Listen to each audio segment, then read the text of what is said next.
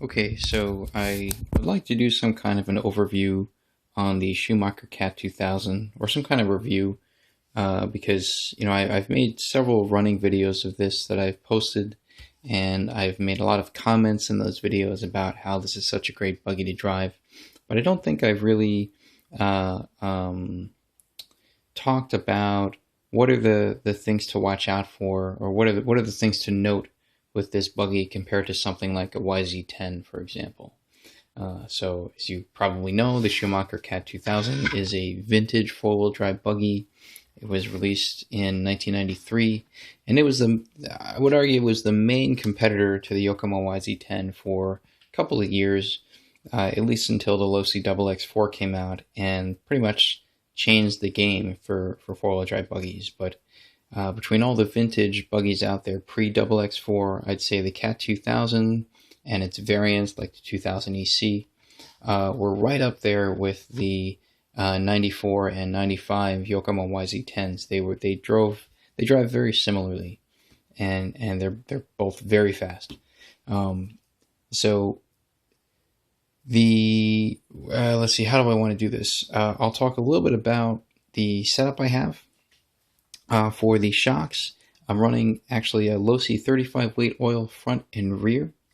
And on the pistons, because these pistons are this nice little design where you can actually vary how many holes are available for the oil to flow through. It's like a two-piece piston, and you can click it one way or the other way, and you can open up one hole through four holes.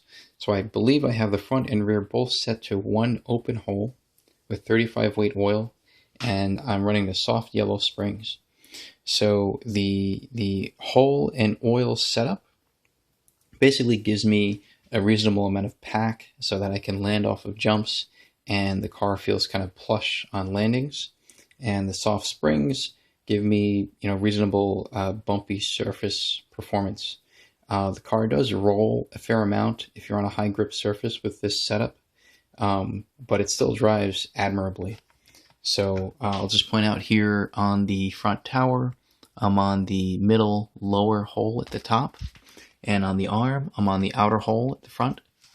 And then in the rear, I'm in the very bottom center hole on the tower and the middle hole on the rear arm. Okay, so that's my suspension setup. Give it a try if you want. I like it. It's not perfect, but it's a pretty good starting point. If you want to run lipo packs, I may have mentioned this before. Just get an associated B44 lipo tray and just cut it into two pieces, and it basically fits perfectly on either side here. So you just screw the lipo tray through the mounting holes that you would have used for the Schumacher CAT battery straps. And you put the little posts on, and it's basically a B44 lipo mounting system. Works just fine. And the lipo runs right up against this part of the tray here, and it just barely misses the spur gear. And I think this spur gear is a 95 tooth spur. That might be something like a 23 tooth pinion or something. So you can run up to a 95 tooth spur at least, and it won't grind up against the battery. Now, what are the weak spots that I've noticed with this buggy? A few things come to mind. One thing is the center pulley is made of plastic for both the rear drive pulley and front drive pulley. And what you'll find is the rear drive pulley tends to be the one that wears out first. So if you can find just more plastic pulleys, definitely stock up on those. Or Schumacher did make aluminum pulleys also that you could put onto the sleigh shaft. Pick those up if you can. They'll last a little bit longer. The pulley that I had on this, I actually got quite a few runs out of it before it really died out on me. But definitely pick a few up if you can. That's probably the first part of the pulley drivetrain that really wears out on you. The front drive pulley at the center so far is okay. I haven't had any wear issues with that. Probably because the front drive only takes place some of the time, right? With the rear drive pulley, it applies full power to the rear wheels under acceleration and braking, because the front drive pulley is actually, it's a one-way, it's actually a clicker unit, not really a one-way. Not all torque is transferred through the front under braking. Now, one of the cool things about the front drive pulley is that it's a clicker. It's kind of a partial one-way, so you don't have all of the one-way issues that you have with the Yokomo YZ10 and all the games I have to play with, like bushings and stuff, to really try to slow that one-way down. This one-way clicker, it's a non-adjustable clicker, so you can't tighten it or loosen it, but the way it's set up is not bad. It's actually, you get stable braking performance, and you don't have to worry about spinning out on heavy braking. It's quite nice. And it's a good balance between that and also, having good rotation mid-corner because of the one-way action. I would say that the diffs are maybe a little crunchy. Now, that could just be because, this was from a previous owner. I didn't own this car for 20 years, and the diffs are a little beat up. So I take them apart, I clean them out, re-grease them, but I haven't changed the diff rings or the diff balls or anything, at least as far as I can remember. So, just like any diff, they'll get a little crunchy. The part of the drivetrain that can be a bit of a pain are these universal joints. So let me see if I can get some light in here. Let's see, can I do it like this? Yeah, kind of. So basically, these universal joints there are two universal joints. There's one from the diff outdrive to the dog bone, and another one from the dog bone to the wheel axle. It's two universal joints per side. So the whole system is kind of locked in place, which is it's a very good thing, because you never have to worry about dog bones popping out of the outdrive if you have a bad landing. But it's also a bad thing because if you need to get to the diff, it's a bit more of an operation. You have to basically slot a screw into one of the openings here on this diff outdrive and try to fit it in there and undo a set screw that holds this U-joint into that diff outdrive. And sometimes reaching that can be a problem, and if that set screw is stripped, you're basically screwed. No pun intended. So that's kind of an issue for servicing the diffs. The other problem is, at least for these particular U-joints, they're made of plastic, and so the drive pin that goes through the U-joint, the plastic around that drive pin, there's not a whole lot of material there. There's enough, but I have had cases where on the front U-joints, especially at the wheel axle, I've snapped two of them right around that part where the plastic wraps around the universal pin or the drive pin that goes right through there. So that is an issue. I've only had that problem twice so far, and only at the fronts. I haven't had it at the rear yet. So, watch out for that. Other issues that come to mind are just your conventional issues with older four-wheel drive buggies. The suspension arms can be kind of fragile. I mean, they're somewhat beefy as far as arms go, but the beefiest suspension arms I've ever seen on a four-wheel buggy are from the 94 Yokomo YZ10. These don't even come close. You can beat the bejesus out of that YZ10 and it'll more or less take it. Schumacher CAT is generally a more fragile buggy, so the arms, they're reasonably strong, but they have finite strength. The caster blocks, the steering knuckles, these are common parts that can break when you have really hard or bad front impacts. So in terms of reliability or durability, this is not quite as strong as the Yokomo, but if you drive smart, you won't have any breakage problems.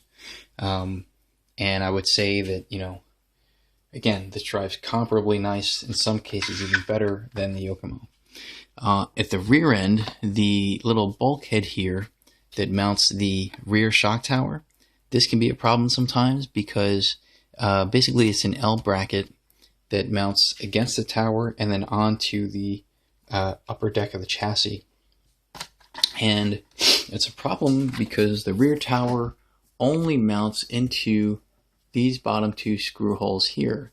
And they're not even screw holes, they're actually slots. So the tower slots down into these screws, and you have to tighten the screws down, which basically means on hard landings, the force of the landing is pushing the shock up. So you have all this upward force trying to push the shock tower up, and if these screws aren't tight enough, they can slide out of place, or the shock tower can slide out from the screws, and that puts pressure on this L bracket, which can end up snapping the bracket here. Okay, and so this thing will snap, and then the whole tower will fall out, and you won't have any rear suspension. So there are two things that I do to address that. One, you can see, is quite obvious here.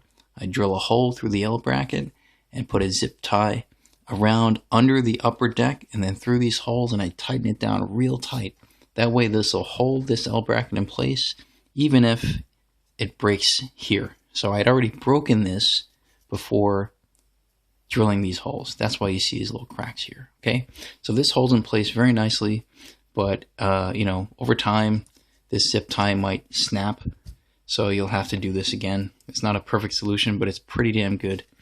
And the other thing I do is for these rear screws here on the other side, let's see, really hard to see with the lighting. There we go. See that nut right there? That lock nut basically locks against these screws, and I lock it in real tight to try to hold the rear tower in place. This is a particular weak spot of the CAT 2000. This tower likes to slide out, so you got to do everything you can to try to hold it down. The zip tie and that lock nut, they do the job pretty well, but make sure that you check it from time to time to make sure that there are no stress fractures in the zip tie, which would basically enable the tower to come out. I think that's it for the main comments on this buggy. The rear belt is reasonably tensioned. Actually, it's another thing to point out. The rear belt on this lasts a lot longer than the rear belt on the Yokomo YZ10. I guess the way the YZ10 was set up, they didn't get the belt tension perfect, so it loosens up quickly, and the belt will wear out fast, and that will also accelerate the wear on the diff pulleys and the rear drive pulley. And I believe I posted a video of a little quick fix you can do to alleviate that problem. But on the Schumacher, the rear belt tension was actually set up pretty well, pretty nicely, and it's a fixed tension. So you cannot adjust it, but you don't need to adjust it. It's actually set pretty nicely. But I did wear out a belt once, so I've only had to replace a rear belt once. And I've had this buggy for like 2 years or so, although I don't run it every weekend. But anyway, I think that's it on the running notes that I have here for the Schumacher CAT. Any other things that come to mind before I finish are the wheels. I do have the 10mm hex conversion. For the front wheels, you can run pretty much any four-wheel drive buggy front wheel. These are Losi 22.4 front wheels. For the rear wheels, it's very tricky. You can't run something like B5 rims or 22.4 rims because the plastic on the rim is too thick. So by the time you get out to the end here where you can screw in a lock nut, there's not enough thread in place to actually hold the wheel down. So I found the Hot Bodies Cyclone D4 or the HPI Cyber 10B. They're just the same buggy basically. Those wheels actually work pretty nicely with the 10mm hex conversion. 12mm hex conversion for the CAT. But if you're running the standard 14mm hexes, you don't even have to worry about this. Just get the Schumacher wheels. You can get replacement Schumacher replica wheels from jcracingproducts.co.uk. So you don't have to buy original Schumacher wheels, which can be expensive. And yeah, I think that's it. So thanks for watching.